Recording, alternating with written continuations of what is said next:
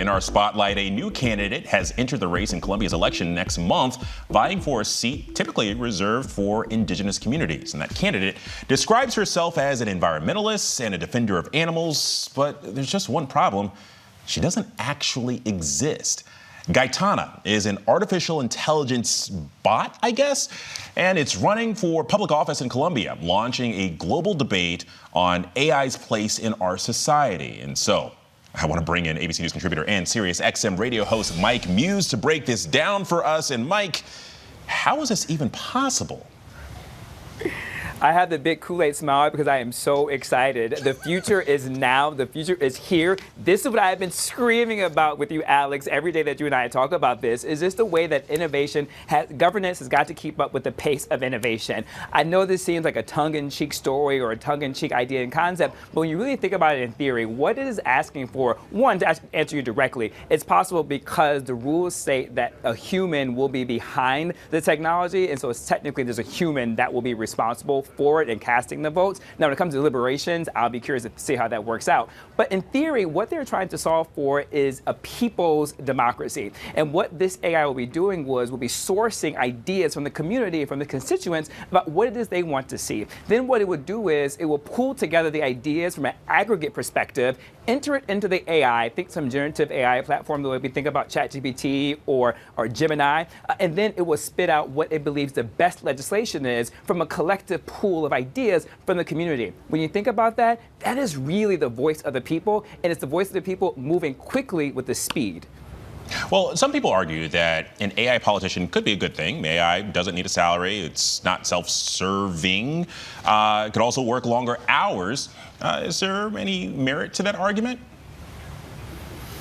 Yes and no, right? I think ideally we have to go back to those roots. And I do believe, I think that the organizers are trying to prove a point to really get the conversation according to which is what we're doing. And I think what it's really symbolizing is how to use generative AI products as a productivity tool. I think from this idea that we've always approached AI from this doom and gloom perspective, not necessarily from the productivity tool, but when you look at it from a productivity tool, it can really help with the legislation process. Think, Alex, how long it takes now for markups, for amendments to happen, in order to deliberate, to find common ground.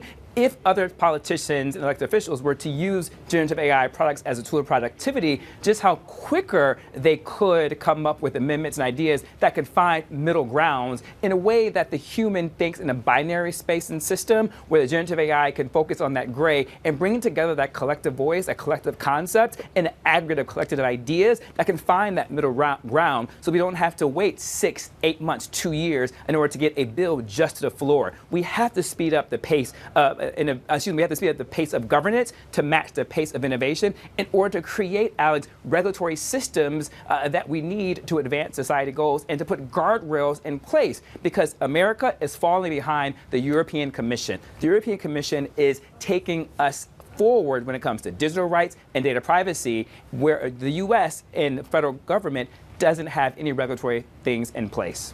Well, I think the other thing here, it's the implementation, right? And so, one of the things, and this is ongoing debate for AI, regardless of what sphere it's used in, is the data that it's pulling from, the data set that it's pulling from. And so, how do you go about setting up guardrails there, especially whenever it comes to politics? So many discussions and agreements that kind of happen in a particular culture that you can't just Google. Well, this is what the challenge when we think about these AI and tech companies. Oftentimes we think about this from a U.S. perspective or the Western perspective, but we have to begin to think about the global South, right? We have to think about Colombia, South America, and other countries. Every country is going to have their own regulatory spaces and places in terms of governance. So whatever we ultimately decide to have regulatory space in the U.S. will be completely different from the regulatory space that we have in the European Commission, which is the challenge that these big tech companies have in place. When it comes to data protection, that is something that Colombia will have to put in place with that. But the overall idea is the aggregate of ideas from the community. And I don't want that to get lost, right, and how important that is, so that it creates a democratization and equity so that voices can be heard, and in a collective aggregate, policies and legislation can be spit out in order to come up with the best policies on behalf of its constituencies. At its core, it actually is working on behalf of the people. Yeah, this is fascinating to me, Mike Muse. Thank you so much for breaking this down. It's also giving some Avatar vibes a little bit there with the B-roll we had there. Mike Muse, appreciate you as always. Take care, my guy. Take care.